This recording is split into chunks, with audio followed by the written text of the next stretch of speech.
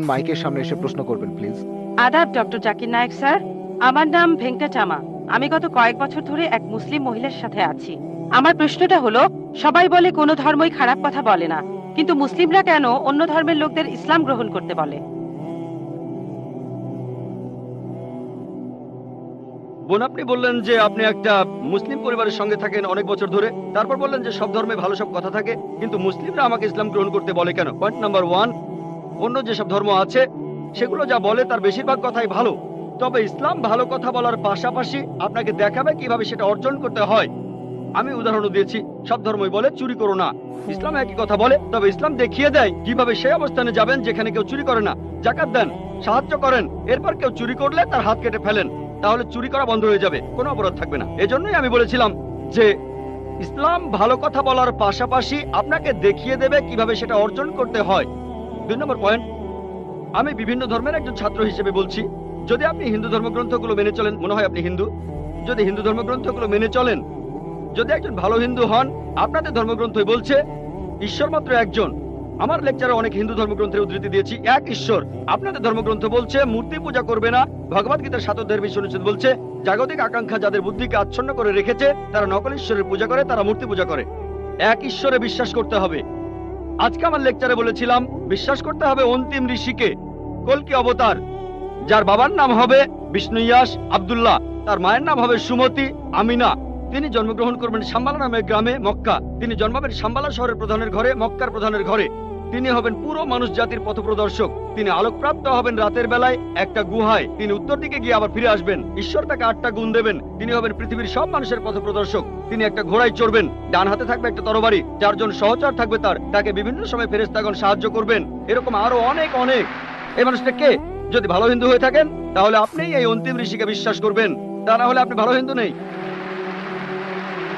যদি ভালো হিন্দু হয়ে থাকেন তাহলে এক ঈশ্বর বিশ্বাস করবেন, তাহলে আপনি মূর্তি পূজা করবেন না। নাতাস্তি প্রতিমা আস্তি, মহান ঈশ্বর, তার কোনো প্রতিমা নেই, তার কোনো প্রতিমূর্তি নেই, তার কোনো ছবি নেই, তার কোনো ফটোগ্রাফ নেই, তার কোনো ভাস্কর্য নেই। আর আমি বিতর্ক করেছি পণ্ডিতদের সাথে, হিন্দু পণ্ডিত, উনারা শঙ্করাচার্য অনেক, সেখানে আমি কথা বলেছি। কোন শঙ্করাচার্যই আমাকে বলেননি ভাই আপনি ভুল বলেছেন, কেউ না। একটা বিতর্ক করেছিলাম শ্রী শ্রী রবিশঙ্করের সাথে 21শে জানুয়ারিতে। তিনি ইন্ডিয়ায় হিন্দুদের মাঝে খুবই জনপ্রিয় গুরু, আর্ট অফ লিভিং। আমি তাকে বলেছিলাম আর্ট অফ লিভিং এর শ্রেষ্ঠ বই হলো এই পবিত্র কোরআন। আমি তাকে মুসলিমদের এই আর্ট অফ লিভিং এ আমন্ত্রণ জানিয়েছিলাম। আমরা সংখ্যায় এখন 130 কোটি, 130 কোটি মুসলিম। আমি তাকে আমন্ত্রণ জানিয়েছিলাম, যদি তিনি ধর্মগ্রন্থগুলো মানেন, তিনি বেদের উপরে একজন বিশেষজ্ঞ, তাকে এটা মানতেই হবে। একইভাবে বোন, আপনাকে বুঝতে হবে অন্য সব ধর্মগ্রন্থগুলো হয়তো আল্লাহর বাণী আপনি বলছেন, সময় বদলানোর সাথে সাথে সেগুলোও কিন্তু বদলে গেছে। স্বামী বিবেকানন্দ বলেছেন বেদের 99%ই হারিয়ে গেছে, বাকি যে 1% আছে সেটা আমাদের কঠোরভাবে মানতে হবে। কঠোরভাবে মানে অন্তিম ঋষিকেও মানতে হবে। তাহলে কঠোরভাবে মানলে আপনি মোহাম্মদ সাল্লাল্লাহু আলাইহি সাল্লামকেও মানবেন, আপনি কোরআনকেও মানবেন, আর আমি আপনাকে এখানে আমন্ত্রণ জানাচ্ছি, এই শান্তির ধর্মে আমন্ত্রণ জানাচ্ছি, যাতে করে আপনি আল্লাহর কাছাকাছি আসতে পারেন।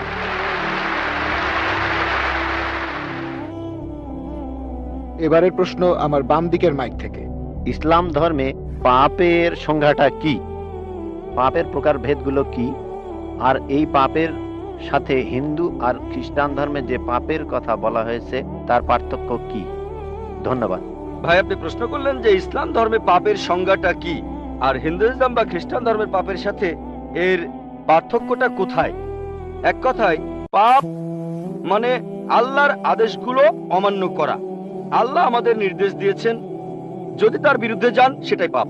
যেমন ধরেন আল্লাহ তাআলা বলেছেন তোমরা প্রার্থনা করো, যদি প্রার্থনা না করেন তাহলে পাপ করছেন।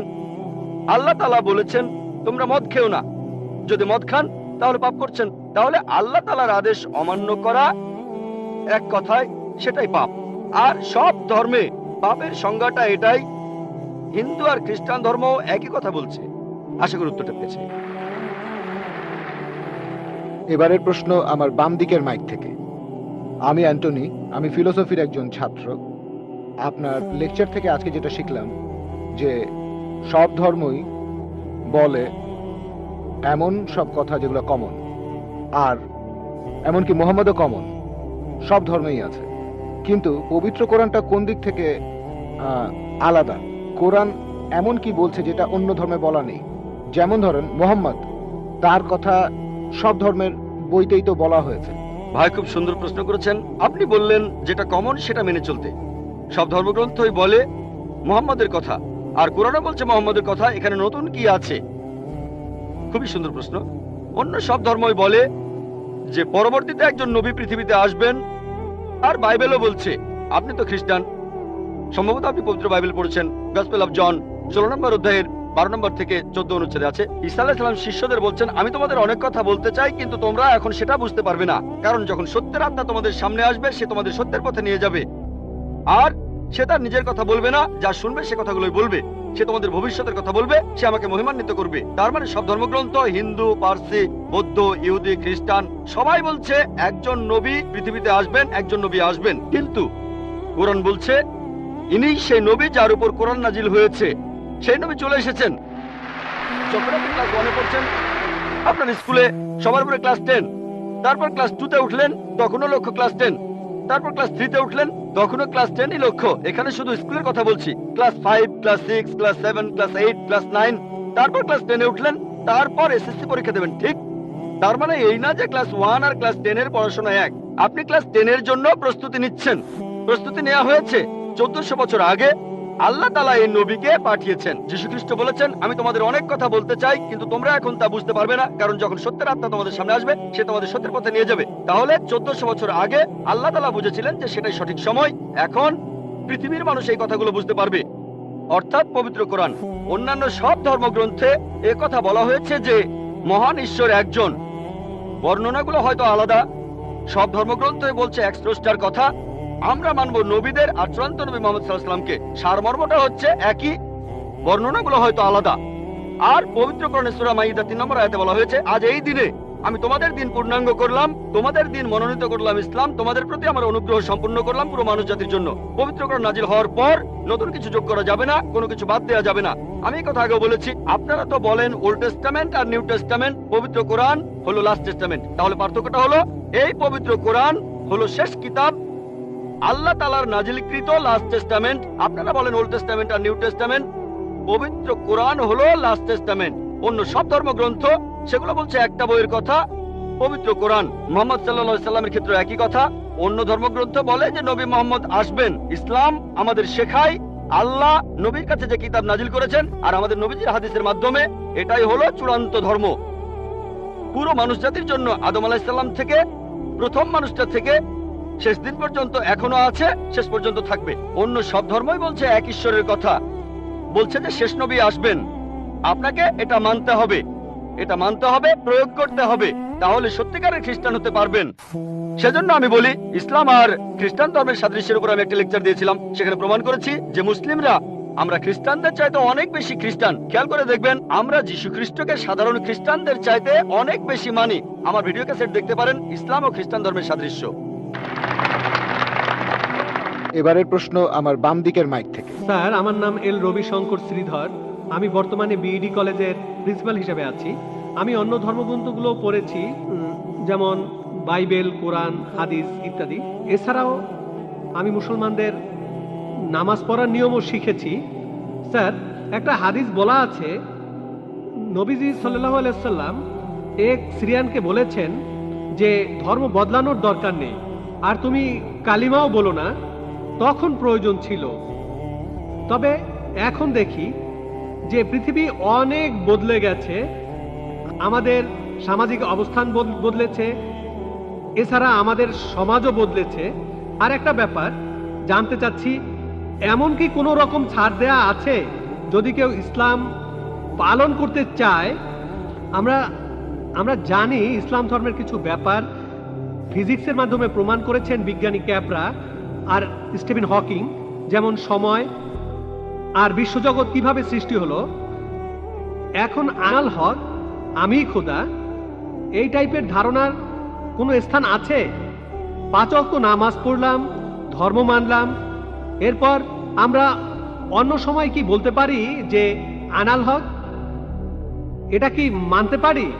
আর ভাই প্লিজ একবারে একটা প্রশ্ন করেন, হাতের সময় কম, এই প্রশ্নটার উত্তর দেই। প্রশ্ন করার জন্য অনেকে দাঁড়িয়ে আছেন। ভাই আপনি প্রশ্ন করলেন যে তিনি একটা হাদিস জানেন যেখানে নবীজি এক সিরিয়ানকে তার ধর্ম বদলাতে বারণ করলেন? বলেন। যে তুমি বলবে না লা ইলাহা ইল্লাল্লাহ বাজারের মধ্যে, তাকে মারা হতো। ভাই আপনি বললেন যে নবীজি এক লোককে বাজারের মধ্যে লা ইলাহা ইল্লাল্লাহ বলতে বারণ করেছেন, না হলে তাকে মারা হতো। আমি জানি না আপনি কোন হাদিসের কথা বলছেন। একটা হাদিস বলছে জোরে আল্লাহু আকবার বলো না, লা ইলাহা ইল্লাল্লাহ না। এটা বলা হয়েছিল কারণ যুদ্ধের সময় তারা লুকিয়ে আছে আর শত্রু আসছে, তখন জোরে আল্লাহু আকবার বলো না, কারণ তাহলে শত্রুরা টের পেয়ে যাবে। বাজারের মধ্যে না, যুদ্ধের ময়দানে। আরেকটা হাদিস বলছে জোরে বলো যাতে অন্যান্য মুসলিমরা উৎসাহিত হয়, তাই পরিস্থিতির উপর নির্ভর করে। নবীজি একবার বলেছেন যুদ্ধের ময়দানে বলো আল্লাহু আকবার, এতে মুসলিমদের সাহস বাড়বে। কিন্তু অন্য সময়ে যখন লুকিয়ে আছেন তখন জোরে বললে শত্রুরা টের পাবে। তাই এক এক পরিস্থিতিতে এক এক রকম কাজ। আপনার প্রশ্নে আসি, ইসলামের পাশাপাশি অন্যান্য জিনিস মানা যাবে কিনা, যেমন সক্রেটিস বা অন্য কারো কথা বা কোনো বিজ্ঞানীর কথা। এছাড়াও আনাল হক, ইসলামের পাশাপাশি অন্য বিষয়ের ব্যাপারে বলি, যদি সেগুলো কোরআন আর হাদিসের বিরুদ্ধে না যায় কোনো সমস্যা নেই। যদি সেটা কোরআন আর হাদিসের সাথে মিলে যায় সেটা আমাদের মানতে হবে। সেটা হতে পারে যে কোনো বিষয়, হোক বিজ্ঞান, ভূগোল বা ইতিহাস, হোক হিন্দু, ইসলাম, খ্রিস্টান ধর্ম, ইহুদি ধর্ম। যদি সেটা পবিত্র কোরআনে উল্লেখ করা থাকে তাহলে সেটা আমাদের মানা ফরজ। যদি সেই কথাটার উল্লেখ কোরআনে না থাকে আর কোরআনের বিরুদ্ধে না যায় সেটা মানতে পারেন, মুবাহ, ঐচ্ছিক। কিন্তু যদি সেই কথাটা কোরআনের বিরুদ্ধে যায় সেটা হারাম, সেটা নিষিদ্ধ। এই তিনটা হতে পারে, তিনটা ফলাফল পাবেন। আপনি বললেন যে ইসলাম তাওহীদে বিশ্বাস করে, 5 ওয়াক্ত নামাজ। ইসলাম আনাল হকে বিশ্বাস করে কিনা? আনাল হক নিজেকে আল্লাহ দাবি করা, এটা শিরক, এটা তাওহীদের বিরুদ্ধে যায়। এটা বলতে পারেন না যে আপনি তাওহীদও মানেন আবার একাধিক ঈশ্বরে বিশ্বাস করেন। আপনি তাওহীদ মানেন আবার বলছেন আমি আল্লাহ, দুটো আসলে বিপরীত।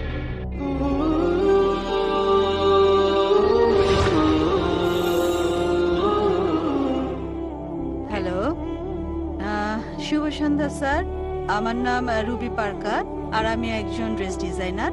আসলে এটা আমার বান্ধবীর একটা সমস্যা। সে একজন মুসলিম আর বিয়ে করেছে একজন হিন্দুকে। তবে সে ইসলাম পালন করে আর তার স্বামী হিন্দু ধর্ম পালন করে। এখন সে এবং তার পরিবার বিষয়টাকে সহজভাবে নিতে পারছে না। তাই দয়া করে এ বিষয়ে কিছু বলবেন কি? কারণ সে এ ব্যাপারে দ্বিধাদ্বন্দ্বে আছে আর ও লোকটাকে সে প্রচন্ড ভালোবাসে। প্রশ্নটা ঠিক করে বুঝছি না বোন। আপনি বললেন একজন মুসলিম মেয়ে হিন্দু ছেলেকে বিয়ে করেছে আর সে ভালোবাসা ছাড়া কিছু বোঝে না, সে এখন কি করবে, এটা কি প্রশ্ন বোন? হ্যাঁ, বিয়ে করেছে নাকি করেনি? বিয়ে করেছে, কোর্ট ম্যারেজ। Court marriage. বোন বললেন যে একজন মুসলিম মেয়ে হিন্দু ছেলেকে বিয়ে করেছে, সে ভালোবাসায় পাগল, কোর্ট ম্যারেজ, তার কি করা উচিত? কোরআন যা বলছে তা হচ্ছে সূরা বাকারা অধ্যায় 2 আয়াত 221 বলা হয়েছে যে মুশরিক নারীকে বিয়ে করো না, মূর্তি পূজারী নারীকে বিয়ে করো না যতক্ষণ না সে ঈমান আনে। বিশ্বাসী নারী যদি কৃতদাসীও হয়, অবিশ্বাসী নারীর চেয়ে সে অনেক উত্তম, যদিও সে তোমাকে মুগ্ধ করে। আয়াতের পরের অংশ বলছে মুশরিক পুরুষকে বিয়ে করো না, কোন মূর্তি পূজারীকে বিয়ে করো না, যদিও সে তোমাকে মুগ্ধ করে, যতক্ষণ না সে ঈমান আনে।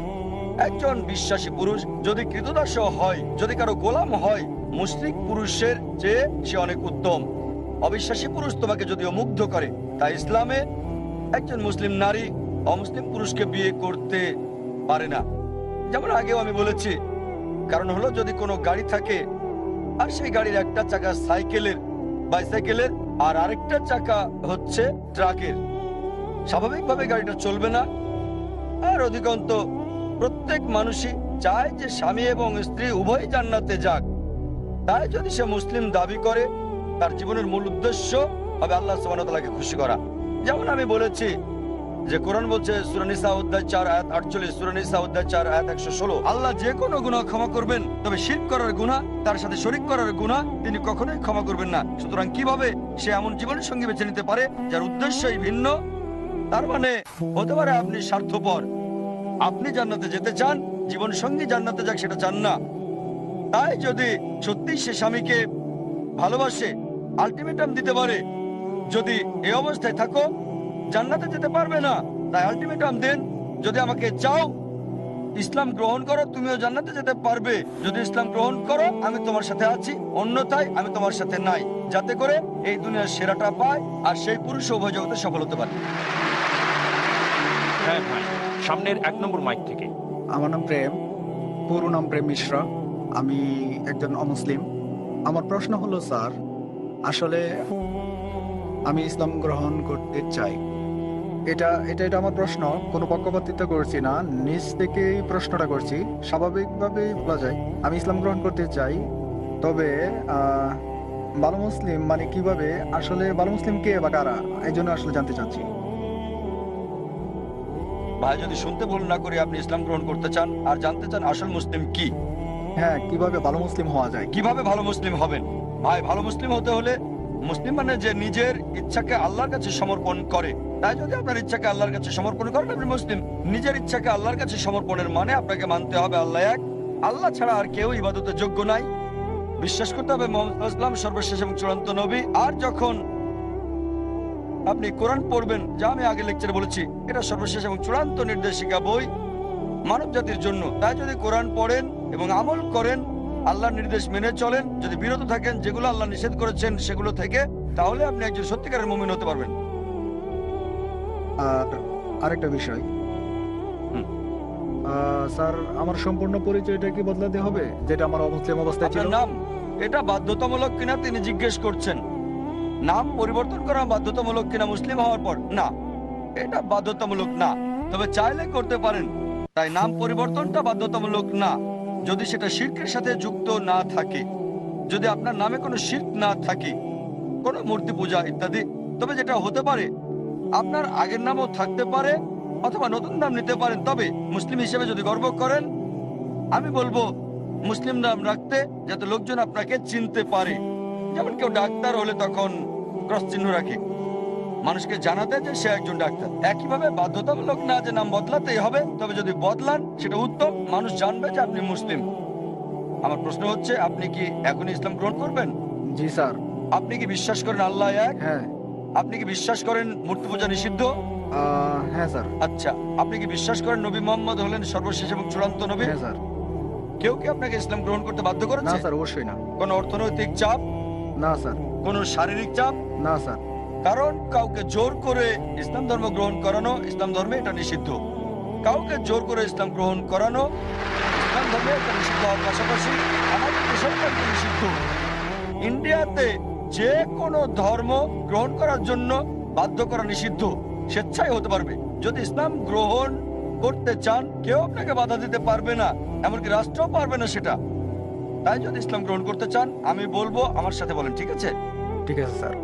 আশহাদু আল্লাহ ইলাহা ইল্লাল্লাহ ওয়া আশহাদু আন্না মুহাম্মাদান আবদুহু ওয়া রাসূলুহু। আমি সাক্ষ্য দিচ্ছি। আবার বলবেন স্যার? আমি সাক্ষ্য দিচ্ছি। আমি সাক্ষ্য দিচ্ছি যে যে কোনো ঈশ্বর নেই আল্লাহ ছাড়া, এবং নবী মুহাম্মদ সাল্লাল্লাহু আলাইহি সাল্লাম হলেন বান্দা এবং রাসূল আল্লাহর। মাশাআল্লাহ, ভাই এখন মুসলিম। ধন্যবাদ। আমি আপনাকে মনকে আহ্বান করছি কোরআনের একটা কপি নিয়ে যাওয়ার জন্য, যাতে ভালো আমলকারী মুসলিম হতে পারেন। সেজন্য কোরআনের একটা কপি উপহার দিতে চাচ্ছি। ভলান্টিয়ার ভাইদের অনুরোধ করব কোরআনের একটা কপি এখানে দিয়ে যেতে। ভাই আপনি মঞ্চে আসেন প্লিজ। আমি আপনাকে কোরআনের একটা অনুবাদ কপি দিতে চাই, যাতে আপনি একজন ভালো আমলকারী মুসলিম হতে পারেন।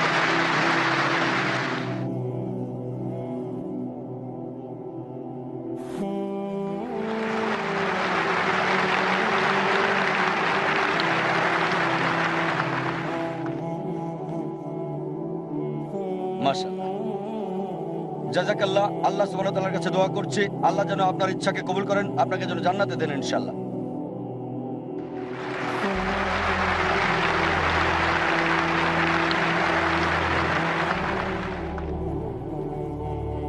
এইমাত্র ডাক্তার জাকির নায়েক এখানে এক বক্তৃতা রেখেছেন। এখানে যত লোক তার এই বক্তৃতা শোনার জন্য এসেছেন তাদের সবার জন্য আমি আল্লাহর কাছে প্রার্থনা করি যেন তাদের সকলের পরিবার পরিজন যেন সুখী থাকে। ঈশ্বর এখানে আছেন কেবলমাত্র ভালো কিছু করার জন্য, আর জাকির হোসেনও এখানে কেবলমাত্র ভালো কিছু করার জন্যই আছেন। আচ্ছা, আমি এখন, আমার নাম নারায়ণ ভেঙ্কটাশ আয়ার, দাঁড়াইতে থাকি। আমি একজন হিন্দু, কিন্তু আমি কোরআনকে মানি, বাইবেলকে মানি, গীতাকে মানি, আমি সবাইকে সমান মনে করি, কিন্তু আমি ডাক্তার সাহেবকে এটা জিজ্ঞেস করতে চাচ্ছি যে শেখ, সৈয়দ, মোল্লা, পাঠান নাম কেন রেখেছে? ব্রাহ্মণ, ক্ষত্রিয়, চন্ডাল, শূদ্র নাম কেন রেখেছে? এটার উত্তর এখনই চাচ্ছি। ভাই প্রশ্ন করার আগে বললেন যে এখানে শত শত হাজার হাজার লাখ লাখ মানুষ এসেছেন আর কামনা করলেন সবার জন্য শান্তি। তারপর বললেন যে ডাক্তার জাকির নায়েক এখানে এসেছেন ভালো কথা বলতে, আর প্রশ্ন করলেন যে আপনি হিন্দু, তবে কোরআন পড়েছেন, বিশ্বাস করেছেন, বাইবেল বিশ্বাস করেন, বেদ বিশ্বাস করেন, আর প্রশ্ন করলেন যে কেন এই সব পাঠান, শেখ, মোল্লা, ব্রাহ্মণ, ক্ষত্রিয় ইত্যাদি। এখন আপনার প্রশ্নের ব্যাপারে বলি, কেন এই সব পাঠান, শেখ, মোল্লা এগুলো পারিবারিক নাম? শুধুমাত্র একজন লোক শেখ অথবা মোল্লা বা পাঠান এগুলো একজন থেকে শ্রেষ্ঠ করেন আরেকজনের উপরে। কোরআন বলছে সূরা হুজুরাত অধ্যায় 49 আয়াত 13, يا أيها الناس إنا خلقناكم من ذكر وأنثى وجعلناكم شعوبا وقبائل لتعارفوا إن أكرمكم عند الله أتقاكم إن الله عليم خبير। হে মানব জাতি, আমি তোমাদের সৃষ্টি করেছি এক জোড়া পুরুষ এবং নারী থেকে, আর জাতি এবং গোত্রে বিভক্ত করেছি যাতে করে একে অপরকে চিনতে পারো, একে অপরকে ঘৃণা করবে না। সেই বেশি সম্মানিত আল্লাহ সুবহানাহু ওয়া তাআলার কাছে যার রয়েছে তাকওয়া। বিচারের মাপকাঠি আল্লাহ সুবহানাহু ওয়া তাআলার কাছে, এটা লিঙ্গ না, জাতি না, বর্ণ না, বয়স না, সম্পদ না, সেটা তাকওয়া, খোদাভীরুতা আর সৎকর্ম।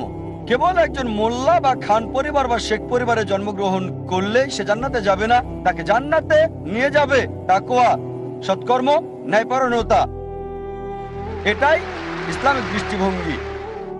আর হিন্দু দর্শনে বেদ বলছে সর্বশক্তিমান ঈশ্বর মাথা থেকে সৃষ্টি করেছেন ব্রাহ্মণ, বুক থেকে ক্ষত্রিয়।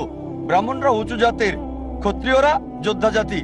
ঈশ্বর পেট থেকে সৃষ্টি করেছেন বৈশ্যদের, মানে ব্যবসায়ী জাতি, আর পা থেকে শূদ্রদের, সেটা চাকর শ্রেণী মানে দাস। এটাই বেদের ধারণা। ইসলামে জন্মের ভিত্তিতে কেউ উত্তম বা অধম না। ইসলামে কোনো বর্ণ প্রথা নেই, এটা আছে হিন্দু ধর্মে। আর এ ব্যাপারে বিস্তারিত জানতে আমার ভিডিও ক্যাসেট দেখতে পারেন, ইসলাম এবং হিন্দু ধর্মের সাদৃশ্য। এবার আসি আপনার প্রশ্নের প্রথম অংশে। আপনি বলেছেন কোরআনে বিশ্বাস করেন, বাইবেলে বিশ্বাস করেন, বেদে বিশ্বাস করেন। আমি লোকজনকে বলি অন্তত একটা বইকে মানেন 100% ঈশ্বরের বাণী বলে, 2, 3 বা 4টা না, অন্তত একটা বই। তাহলে খ্রিস্টানরা বলবে আমরা বিশ্বাস করি বাইবেল 100% ঈশ্বরের বাণী, হিন্দুরা বলবে আমরা বিশ্বাস করি বেদ 100% ঈশ্বরের বাণী, মুসলিমরা বলবে আমরা বিশ্বাস করি কোরআন 100% ঈশ্বরের বাণী। আপনি মাশাআল্লাহ 3টাতে বিশ্বাস করেন। আপনি কি জানেন অনেক সাংঘর্ষিক বিষয় আছে কোরআন, বাইবেল আর বেদে? সেগুলোকে বাদ দেন। আমি আপনাকে বলছি কমপক্ষে যেগুলো কমন সেগুলো মানেন। কমপক্ষে যেগুলো কমন বেদে, বাইবেলে, কোরআনে যেগুলো বিশ্বাস করেন সেগুলোই আপনি মানেন। এই সব গ্রন্থে বলছে যে ঈশ্বর কেবলমাত্র একজন। ঈশ্বরের কোনো প্রতিমূর্তি নেই, তার কোনো মূর্তি নেই, তার কোনো ছবি নেই। বলা হয়েছে বাইবেলে বুক অফ ডিউটেরোনমি অধ্যায় 6 অনুচ্ছেদ 4, মুসা আলাইহিস সালাম বলেছেন, شما إسرائيل أدنى هنزل نيخد শোনো হে ইসরায়েলবাসী, ঈশ্বর, আমাদের ঈশ্বর কেবল একজন। যদি হিন্দু গ্রন্থ পড়েন, এটা উল্লেখ আছে ছান্দোগ্য উপনিষদ অধ্যায় 6 অনুচ্ছেদ 2 পরিচ্ছেদ 1, إكم إبديتيم ঈশ্বর কেবল একজন, দ্বিতীয় কেউ নেই। এটা আছে শ্বেতাসূত্র উপনিষদ অধ্যায় 4 অনুচ্ছেদ 19, যজুর্বেদ অধ্যায় 32 অনুচ্ছেদ 3। نا تسر प्रतिमा أستي সর্বশক্তিমান ঈশ্বরের কোনো প্রতিমা নেই। প্রতিমা সংস্কৃত শব্দ মানে প্রতিমূর্তি, ফটোগ্রাফ, পেন্টিং, ছবি, প্রতিচ্ছবি, ভাস্কর্য, মূর্তি। সর্বশক্তিমান ঈশ্বরের কোনো ফটোগ্রাফ নেই, সর্বশক্তিমান ঈশ্বরের কোনো ছবি নেই, সর্বশক্তিমান ঈশ্বরের কোনো প্রতিচ্ছবি নেই, কোনো পেন্টিং নেই, কোনো ভাস্কর্য নেই, কোনো মূর্তি নেই, কোনো ভাস্কর্য নেই, কোনো রূপরেখা নেই, কোনো স্ট্যাচু নেই। কোরআন একই কথা বলছে সূরা ইখলাস অধ্যায় 112 আয়াত 1 থেকে 4। قل والله أحد الله الصمد لم يلد ولم يولد ولم يكن له كفوا أحد। বলো তিনি আল্লাহ এক এবং অদ্বিতীয়, স্বয়ং সম্পূর্ণ, চিরস্থায়ী, কাউকে জন্ম দেননি, কখনো জন্ম নেননি, আর কোনো কিছু তার মতো না। আপনাকে জিজ্ঞেস করছি, আপনি কি এক ঈশ্বরে বিশ্বাস করেন? আপনি কি বিশ্বাস করেন এক আল্লাহতে? আমি এখনো ভগবান একজন বলে মনে করি। আপনি কি মূর্তি পূজায় বিশ্বাস করেন? ब्रह्म सत्यम जगन मिथ्या जीवो ब्रह्म एव ना परः। আপনি মূর্তি পূজা মানেন কি না? না, এটা কি? মূর্তি পূজা আমি মূর্তি টুর্তি মানি না। মাশাআল্লাহ। মাশাআল্লাহ। আমি রূপরেখা মানি না। ভাই এক ঈশ্বরে বিশ্বাস করেন, আমি মূর্তিপূজা বিশ্বাস করেন না? আমি আল্লাহ বললে বললে পাপ মুছে যায়, লা বললে পাপ আসার সুযোগ পায় না, তার নামই হলো আল্লাহ। এটা আপনার দেওয়ার সংজ্ঞা, পুরো সংজ্ঞা এটা না। রা বললে পাপ মুছে যায়, মা বললে পাপ আসার সুযোগ পায় না, তার নামই হলো রাম। রাম কোনো মানুষের নাম নয়, মানুষের আকার আকৃতি নয়, আকার আকৃতিওয়ালা কোনো কিছু ঈশ্বর নয়। ঈশ্বর শুধুমাত্র বিশ্বাস, আস্থা, এক সত্য। একটা উদাহরণ, দৃশ্যমান কোন ঈশ্বর কেবলমাত্র শান্তির কথা বলে। আপনি এক ধরনের ঈশ্বর, ডাক্তার জাকির হোসেন এক ধরনের ঈশ্বর, যার আহ্বানে এত লোক এসেছে। আপনি যা বললেন আপনার বেদে লেখা আছে, ঋগ্বেদ বুক নাম্বার 1 হিম নাম্বার 164 অনুচ্ছেদ 46, एकम सत्य विप्र बहुधा वेदांते। ঈশ্বর এক, সত্য এক, তবে জ্ঞানীরা তাকে ডাকেন বিভিন্ন নামে। আপনি বললেন ডাক্তার জাকির নায়েক ঈশ্বর। ডাক্তার জাকির নায়েক ঈশ্বর না, ঈশ্বর হতেও পারবেন না। আমি ঈশ্বরের সৃষ্টি, আমি আল্লাহর বান্দা, আমি আব্দুল্লাহ, আমি আল্লাহ না। আপনি আমাকে আল্লাহ বললেন আর আমিও আল্লাহ হয়ে গেলাম। আপনার সাথে আমাকেও জাহান্নামের দিকে টানছেন। না, আমি আল্লাহ না, আমি আল্লাহর গোলাম, আমি আল্লাহর বান্দা। ওই তরিকায় কোনো মানুষই আল্লাহ হতে পারে না, ভগবান হতে পারে না, ঈশ্বর হতে পারে না। এই তরিকায় রাম একজন ভালো মানুষ ছিল। আবার আপনি বলছেন সে অবতারও ছিল। অবতার মানে মানে খোদা কর্তৃক প্রেরিত, কিন্তু খোদা না, খোদা প্রেরিত। আপনি আবার বলছেন, যদি বলেন যে রাম হচ্ছে অবতার, এবং ত্রা মানে সর্বশক্তিমান ঈশ্বর প্রেরিত, এটা বললে আমার কোনো আপত্তি নেই। যদি বলেন রাম আল্লাহর নবী, হতেও পারে আবার নাও হতে পারে, কারণ আমাদের নবীজি মুহাম্মদ সাল্লাল্লাহু আলাইহি ওয়াসাল্লাম বলেছেন 1,24,000 নবী এই পৃথিবীতে এসেছেন। কোরআনে শুধু 25 জনের নাম উল্লেখ করা আছে। রাম হতে পারে ঈশ্বরের নবী, হতে পারে আবার নাও হতে পারে, নিশ্চিত বলতে পারি না। তবে রাম যদি নবী হয়েও থাকে, কৃষ্ণ যদি নবী হয়েও থাকে, তাকে পাঠানো হয়েছিল শুধু সেই সময়ের সেই লোকদের জন্য।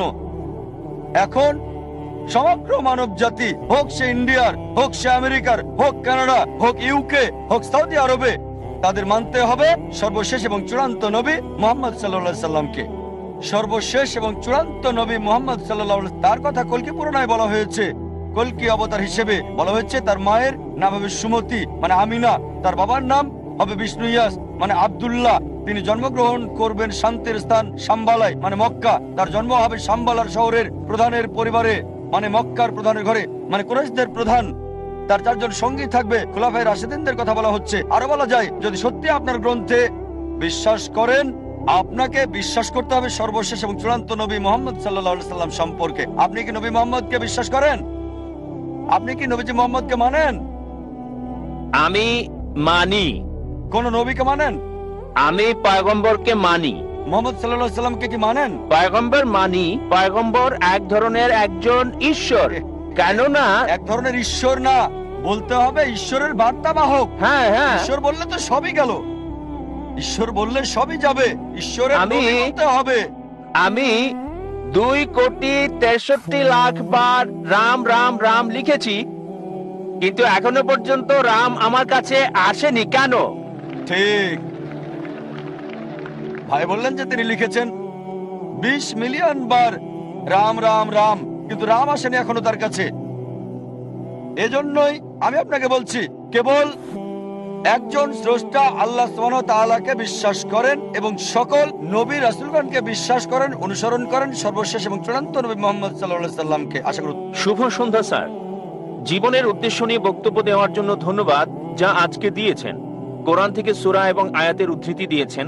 সূরা 17-88 বলেছে, যদি সব মানুষ এবং জিন একত্রিত হয় একটা কোরআন রচনা করতে, তারা তা করতে পারবে না। কিন্তু তাবারির ইতিহাসে ভলিউম 6 পৃষ্ঠা 107, ইবনে সাহাদ কিতাব আল তাবকাত আল কবির ভলিউম 1 অধ্যায় 1 এবং 2 পৃষ্ঠা 236 এবং 239, ইবনে ইসহাক সিরাত রাসূলুল্লাহ পৃষ্ঠা 165-167 বলেছে যে মুহাম্মদ শয়তান দ্বারা প্ররোচিত হয়েছিল এবং 3 জন দেবদেবীর পক্ষে কথা বলেছিল, আল্লাহ, আল উজ্জা, এবং মান্নাত বলেছে যে তাদের ইন্টারসেশন হয়েছে। তার কিছু সময় পর আরো ওহী পাওয়ার পর জিবরিল ফেরেশতার কাছ থেকে ওই আয়াতগুলো আল্লাহর নিকট থেকে না, বরং শয়তানের কাছ থেকে পাওয়া। আমার প্রশ্ন হলো, এই ঘটনার কয়েকটা প্রয়োগ এবং চ্যালেঞ্জ রয়েছে কোরআনের অনুরূপ সূরা আনতে। সূরা 17 এর 88 ছিল আসলে শয়তানের কথা মুহাম্মদের সময়ের, ঠিক, যা পরবর্তীতে যেন প্রমাণ করে যে কেউ কি আপনাকে বাধ্য করছে এটা করতে? কেউ জোর করেনি, নিজের ইচ্ছায় তা করছি আমি। মাশাআল্লাহ। জিজ্ঞেস করলাম নিজের ইচ্ছা ইসলাম গ্রহণ করতে চান? আপনি কি মানেন যে আল্লাহ এক? জি স্যার। আর আপনি কি এটা মানেন যে মুহাম্মদ সাল্লাল্লাহু আলাইহি ওয়াসাল্লাম হলেন আল্লাহর শেষ নবী? হ্যাঁ মানেন? মানি। আচ্ছা, আমি আপনাকে কালেমা পড়াবো। প্রথমে আরবিতে বলবো, পরে বাংলা করে দেব। আচ্ছা ঠিক আছে। আশহাদু আশহাদু আল্লাহ আল্লাহ ইলাহা ইলাহা ইল্লাল্লাহ ইল্লাল্লাহ ওয়া আশহাদু ওয়া আশহাদু আন্না আন্না মুহাম্মাদান মুহাম্মাদান আবদুহু আবদুহু ওয়া রাসূলুহু। ওয়া রাসূলুহু।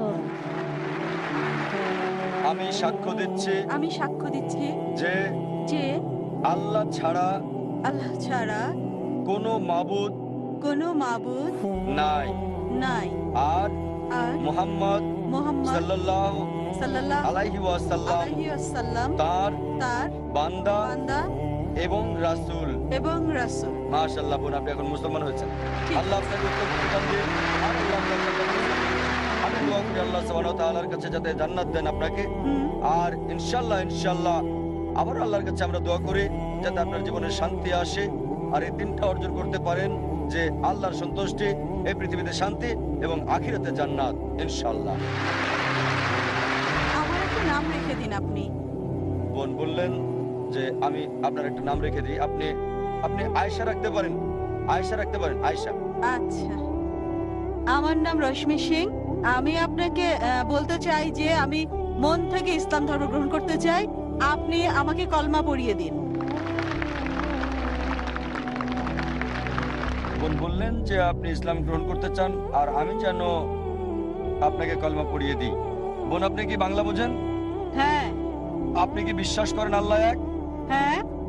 আপনি কি বিশ্বাস করেন মূর্তি পূজা ভুল? জি স্যার। আপনি কি বিশ্বাস করেন নবী মুহাম্মদ সাল্লাল্লাহু আলাইহি সাল্লাম হলেন আল্লাহর শেষ নবী? হ্যাঁ। কেউ কি আপনাকে ইসলাম গ্রহণ করতে বাধ্য করছে? না। কোনো অর্থনৈতিক চাপ? না। কোনো শারীরিক চাপ? না। আপনি কি স্বেচ্ছা ইসলাম গ্রহণ করছেন? জি।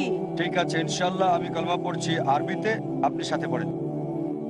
আশহাদু আশহাদু আল্লাহ আল্লাহ ইলাহা ইলাহা ইল্লাল্লাহ ইল্লাল্লাহ ওয়া আশহাদু ওয়া আশহাদু আন্না আন্না মুহাম্মাদান মুহাম্মাদান আবদুহু আবদুহু ওয়া রাসূলুহু। ওয়া রাসূলুহু। আমি সাক্ষ্য দিচ্ছি আমি সাক্ষ্য দিচ্ছি যে যে কোনো ঈশ্বর নাই কোনো ঈশ্বর নেই আল্লাহ ছাড়া, আল্লাহ ছাড়া, আর নবী মুহাম্মদ আর নবী মুহাম্মদ সাল্লাল্লাহু আলাইহি সাল্লাল্লাহু আলাইহি সাল্লাম তার বান্দা এবং রাসূল। তার বান্দা এবং রাসূল। মাশাআল্লাহ বোন, আপনি এখন মুসলিম। আমি আল্লাহ সুবহানাহু ওয়া তাআলার কাছে দোয়া করি যেন আপনাকে পথ দেখায়, সরল পথে রাখে। আর আল্লাহ কোরআনে বলেছেন সূরা আল ইমরান অধ্যায় 3 আয়াত 8, ربنا لا تزغ قلوبنا بعد إذ هديتنا وهب لنا من لدنك رحمة إنك أنت الوهاب। হে আল্লাহ, আমাদেরকে সরল পথ দেখাও, যে পথের কথা বলেছো আমাদেরকে সেই পথ দেখাও। আমি আল্লাহ সুবহানাহু ওয়া তাআলার কাছে দোয়া করি যাতে আপনাকে আরো হেদায়েত করে, সরল পথে রাখে, আর আপনাকে জান্নাতবাসী করে। স্যার, আমি আপনাকে একটা প্রশ্ন করতে চাই। স্যার, যদি আমার বাসায় আমার বাবা মা সবকিছু জেনে যায়, তাহলে আমি কিভাবে আমি তাদের কিভাবে বোঝাবো যে আমি যা করছি এটা ঠিক করছি? বোন বললেন যে পিতামাতা জানার পর কিভাবে তাদের বোঝাবেন যে সত্যের কাজ করেছেন আপনি। বোন, প্রথম হচ্ছে পিতামাতাকে ভালোবাসতে শুরু করেন। 1 নাম্বার, পিতামাতাকে বেশি বেশি ভালোবাসা শুরু করেন, মান্য করেন, সম্মান করেন, অনুসরণ করেন, যতক্ষণ না এমন কিছু বলে যা আল্লাহ এবং রাসূলের বিরুদ্ধে যায়, সেক্ষেত্রে অমান্য করতে হবে। আপনি পার্থক্য তৈরি করেন, আগে কেমন ছিলেন আর এখন কেমন আছেন। আগে হয়তো তাদের অনেক কথাই আপনি মানতেন না, আর এখন যতক্ষণ তাদের কথা কোরআন এবং সহিহ হাদিসের বিরুদ্ধে না যায়, আমার অনুরোধ বোন, অপছন্দ হলেও আপনি তাদের অনুসরণ করতে থাকেন। পার্থক্য তৈরি হবে যে আমার মেয়ে মুসলিম হওয়ার আগে কেমন ছিল আর এখন সে গ্রহণ করেছে ইসলাম। যদি কোনো পরিবর্তন লক্ষ্য করেন, তারা বলবে, আরে আগে তো আমাকে মানতে না, এখন যা বলছি সবকিছু মানছো। সবকিছুই। কেন? কারণ কোরআন বলছে, আমাদের প্রিয় নবীজি বলেছেন, জান্নাত মায়ের পায়ের নিচে। এভাবে চেষ্টা করেন তাদেরকে জয় করতে। কোরআন বলছে সূরা ফুসিলাত অধ্যায় 41 আয়াত 34 যে তাদেরকে জয় করাই ভালো, আর এটা করতে হবে হিকমত দিয়ে। আল্লাহ কোরআনে বলেন সূরা নেহাল অধ্যায় 16 আয়াত 125, উদু ইলা সাবিলি রাব্বিকা বিল হিকমা ওয়াল মাউইযাতিল হাসানা ওয়াজাদিল বিল্লাতি আহসান। মানুষকে ডাকো তোমার প্রভুর দিকে, জ্ঞান দিয়ে, সুন্দর আচরণ দিয়ে তাদের সাথে তর্ক করো, যুক্তি দেখাও সবচেয়ে ভালো পন্থায়, উত্তম পন্থায়। আপনাকে অনুরোধ করব, আমার ভিডিও দেখতে পারেন, ইসলাম এবং হিন্দু ধর্মের সাদৃশ্য আপনার পিতামাতাকেও দেখান। ইনশাআল্লাহ এতে তাদের মন নরম হবে। আমি আল্লাহর কাছে দোয়া করি যেন আল্লাহ আপনার পিতামাতাকেও হেদায়েত দেন এবং আপনার পরিবারের সদস্যদের। ধন্যবাদ স্যার। আমরা আর কোনো প্রশ্ন নিব না। ভলান্টিয়াররা শুধু একজনকে সুযোগ দেওয়ার জন্য অনুরোধ করেছে। আসলে এটাই ছিল শেষ প্রশ্ন, তবে আমরা শুধু শাহাদাটা নিচ্ছি, ইনশাআল্লাহ অন্য প্রোগ্রাম চালিয়ে আপনি যাব। কি বিশ্বাস করেন আল্লাহ এক? ভাই, প্রথম মাইক, আপনি বিশ্বাস করেন আল্লাহ এক? বিশ্বাস করেন আল্লাহ এক? হ্যালো, আসসালামু আলাইকুম। আপনি কি বিশ্বাস করেন আল্লাহ এক? আপনি কি মানেন আল্লাহ এক?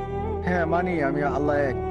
আপনি কি মানেন মুহাম্মদ সাল্লাল্লাহু আলাইহি সাল্লাম আখেরি নবী? হ্যাঁ মানি। আপনি মানেন? মানি। কেউ কি আপনাকে জোর করছে ইসলাম গ্রহণ করতে? না। কেউ কি আপনাকে জোর করছে? না।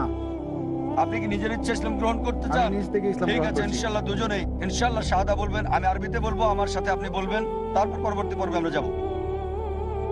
আশহাদু আশহাদু আল্লাহ আল্লাহ ইলাহা ইলাহা ইল্লাল্লাহ ইল্লাল্লাহ ওয়া আশহাদু ওয়া আশহাদু আন্না আন্না মুহাম্মাদান মুহাম্মাদান আবদুহু আবদুহু ওয়া রাসূলুহু। ওয়া রাসূলুহু। আমি সাক্ষ্য দিচ্ছি আমি সাক্ষ্য দিচ্ছি যে আল্লাহ ছাড়া ছাড়া কোনো মাবুদ নেই কোনো মাবুদ নেই এবং মুহাম্মদ সাল্লাল্লাহু আলাইহি ওয়াসাল্লাম তার বান্দা এবং রাসূল। মাশাআল্লাহ, আপনি এখন মুসলিম হয়েছেন। আল্লাহ আপনাকে প্রতিদান দিন, আপনাকে হিদায়াত দেন, আর আমি দোয়া করি আল্লাহ আপনাকে যেন জান্নাত দেন। ডক্টর জাকির নায়েক স্যার, আমার অন্তর থেকে আপনাকে নমস্কার জানাচ্ছি। আমার নাম ইশু দাস। আপনার কাছে আমার প্রশ্ন হলো, ইসলামে কয়টি বিয়ের অনুমতি দেওয়া হয়েছে এবং কেন? ভাই প্রশ্ন করলেন যে ইসলামে কয়টা বিয়ের অনুমতি আছে এবং কেন, পলিগামির কেন সমর্থন করছে। আসলে আমি জানতে চাই, পবিত্র কোরআন অনুযায়ী কয়টি বিয়ে হতে পারে এবং কয়টি হতে পারে না? কোরআন অনুযায়ী কয়টা বিয়ে করা যায়? যদি মহিলাদের ব্যাপারে বলেন, পবিত্র কোরআনের সূরা নিসা অধ্যায় 4 আয়াত 20 থেকে 24 বলছে একজন বিবাহিত মহিলা আবার বিয়ে করতে পারে না, সুতরাং একজন মহিলা সর্বোচ্চ একজন স্বামী রাখতে পারবে। একজন পুরুষের ব্যাপারে যদি বলেন, কোরআন বলছে সূরা নিসা অধ্যায় 4 আয়াত 3, তোমাদের পছন্দের নারীকে বিয়ে করো 2, 3 বা 4, তবে ন্যায় বিচার করতে না পারলে একটা। আপনি 2, 3 বা 4টা বিয়ে করতে পারেন, কিন্তু ন্যায় বিচার করতে না পারলে একটা। এই কথাটা একটা বিয়ে করো যদি ন্যায় বিচার করতে না পারো শুধু কোরআনেই আছে। পৃথিবীর বুকে আর কোনো গ্রন্থ নেই যেটা বলছে একটা বিয়ে করো শুধু কোরআন ছাড়া। যদি রামায়ণ পড়েন, যদি মহাভারত পড়েন, আপনি বিয়ে করতে পারেন যত ইচ্ছা তত। যদি রামায়ণ পড়েন, দেখবেন রামের পিতার কতজন স্ত্রী ছিল, তার একাধিক স্ত্রী ছিল। কৃষ্ণের মহাভারত অনুযায়ী কতজন স্ত্রী ছিল? 2, 4, 10, 1000, 10,000, 16,108 জন স্ত্রী ছিল।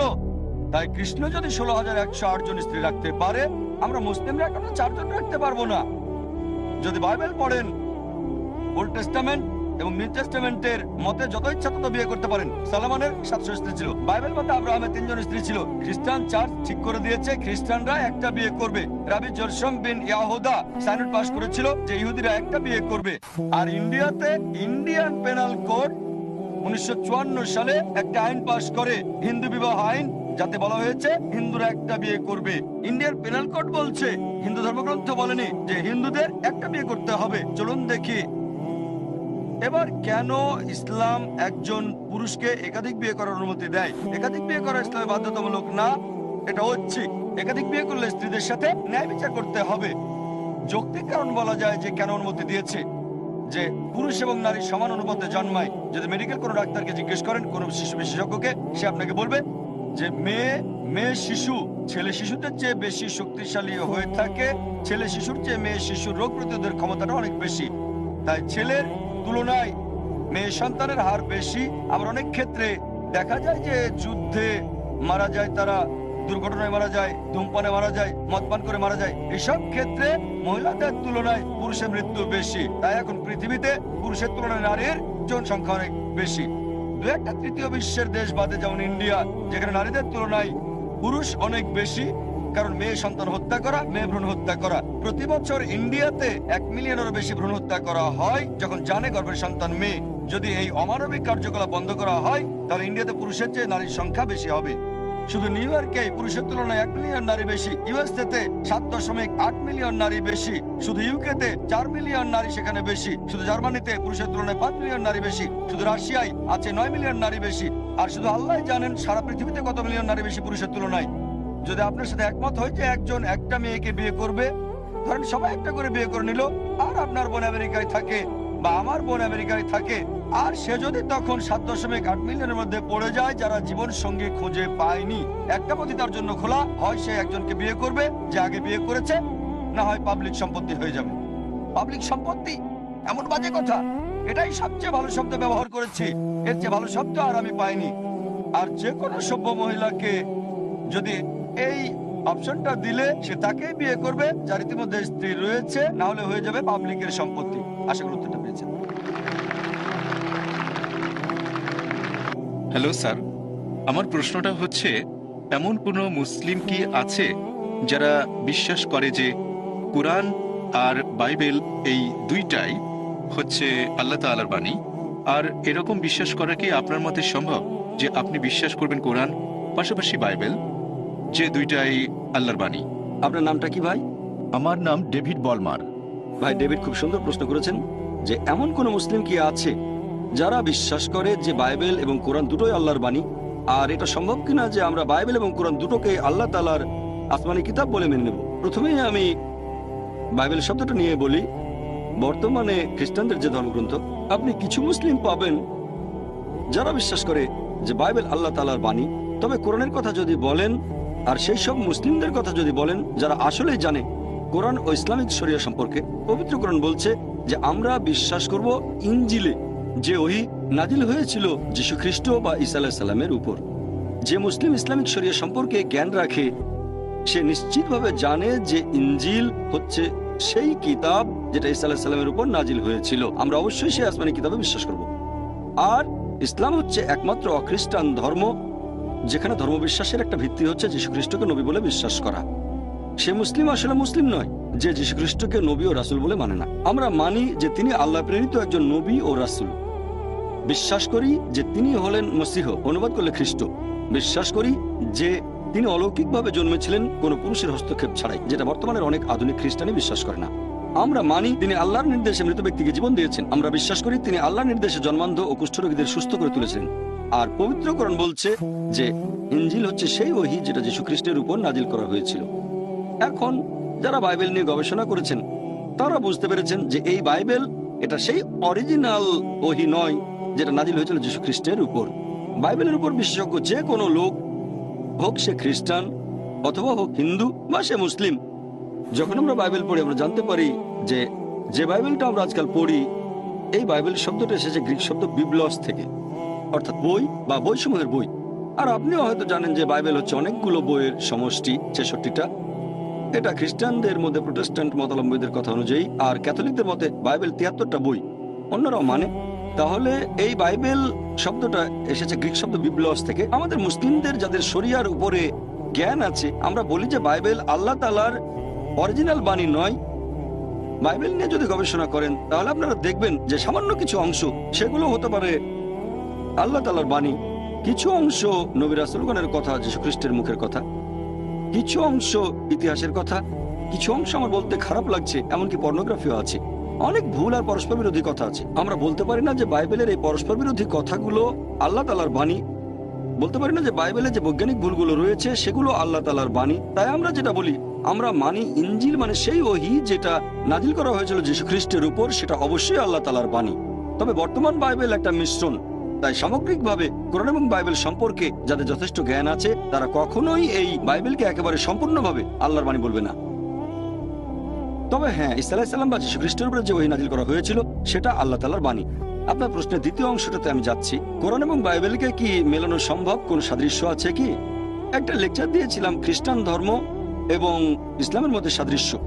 আমরা মুসলিমরা মানি যে আসমানি কিতাবটা নাজিল করা হয়েছিল যীশু খ্রিস্ট বা ঈসা আলাইহিস সালামের উপরে, সেটা আল্লাহ তাআলার বাণী। তাই আমরা চেষ্টা করি বেছে নিতে সেই অংশগুলো যেগুলো মিলে যাচ্ছে সর্বশেষ ও চূড়ান্ত আসমানি কিতাবের সাথে। যদি ওল্ড টেস্টামেন্ট আর নিউ টেস্টামেন্ট বলে কিছু থাকে, তাহলে পবিত্র কোরআন হচ্ছে আল্লাহ তাআলার লাস্ট টেস্টামেন্ট। আর এই বইটাকে যদি পরীক্ষা করে দেখেন, হতে পারে সেটা বিজ্ঞানের পরীক্ষা, কোরআন সেখানে পাশ করেছে। আপনি কোরআনে একটাও পরস্পর বিরোধী কোনো কথা পাবেন না, কোরআনে আপনি কোনো ভুল খুঁজে পাবেন না। যদি আপনি কোরআনকে